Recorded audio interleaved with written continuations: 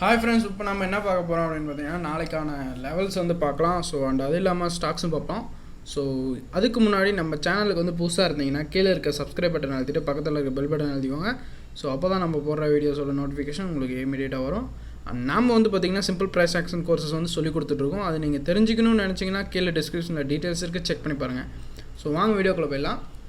So first வந்து நம்ம நிஃப்டியோட லெவல்ஸ் வந்து நம்ம செக் பண்ணிடலாம். ஸோ நிஃப்டியோட லெவல்ஸ்னு செக் பண்ணும்போது நிஃப்டி ஆக்சுவலாக வந்து இப்போ பார்த்திங்கன்னா ஒரு நல்ல கம்ப்ரஸில் இருக்குது.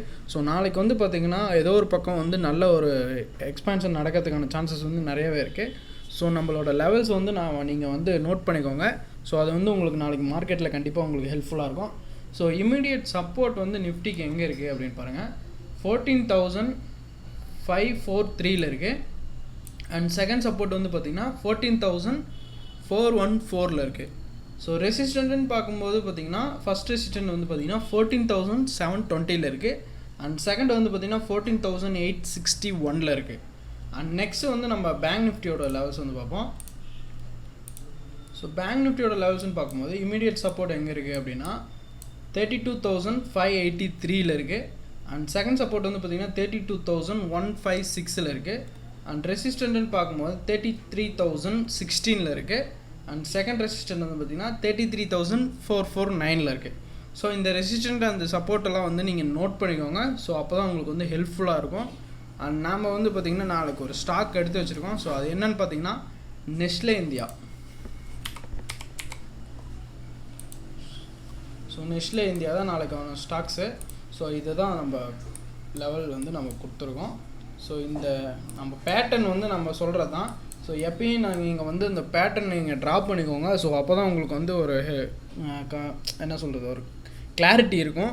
ஸோ அப்போ வந்து உங்களுக்கு என்ட்ரு ஆகிறதுக்கான சான்சஸ் வந்து உங்களுக்கு எப்படி இருக்குது அப்படின்னு சொல்லிட்டு ஈஸியாக உங்களுக்கு வந்து புரியும். ஸோ இந்த மாதிரி நீங்கள் வந்து பேட்டர்னை ட்ரா பண்ணிக்கோங்க. ஸோ இது வந்து நெஸ்ட்லே இந்தியா நாளைக்கு ஒரு நல்ல கம்ப்ரஸில் இருக்குது. ஸோ நாளைக்கு வந்து ஏதோ ஒரு பக்கம் வந்து க்ளோசிங் கொடுக்குறப்ப நீங்கள் வந்து என்ட்ரி எடுக்கலாம். ஒரு நல்ல மூவ்மெண்ட் வந்து இருக்கும்.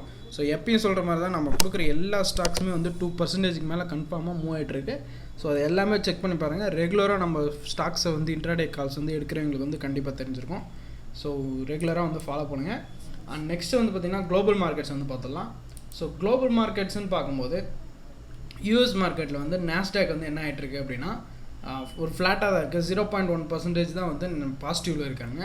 அண்டு ஸ்டில் இன்னும் ரன்னிங்கில் தான் இருக்குது US market. And European market பார்த்தலாம்.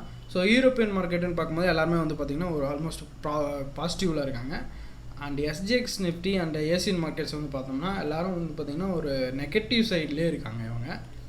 அண்ட் நெக்ஸ்ட்டு வந்து நம்ம எஃப்ஐஐ பார்த்தலாம். எஃப்ஐஎன்டிஏ டேட்டா பார்த்தலாம்.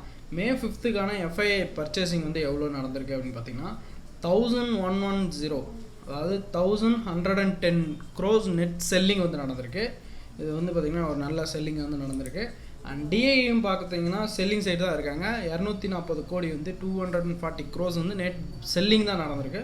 ஸோ ரெண்டு பேருமே வந்து பார்த்திங்கன்னா செல்லிங் சைடு தான் இருந்திருக்காங்க.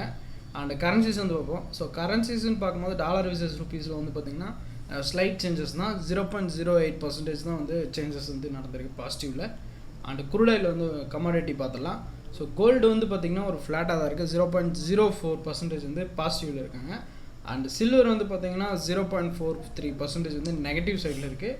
அண்ட் குரூடாயில் வந்து பார்த்திங்கன்னா ஆல்மோஸ்ட் 1.4% வந்து பாசிட்டிவில் இருக்குது. நேச்சுரல் கேஸ் வந்து பார்த்திங்கன்னா 0.8% வந்து நெகட்டிவில் இருக்குது.